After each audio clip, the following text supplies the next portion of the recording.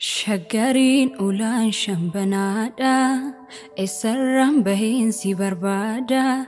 Fana ke arguna damase Kariba yachuna kormate Baredu kallo masakula Kolfituna to nyarakula Milu tokkichati nalalte Buda jalalatu nanyate Hiriya gafanna maqashe badhaadhana njette abbanshe Danno jalala gutatte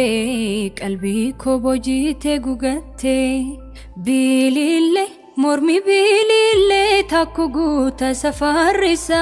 qalbii fuudha bareednisa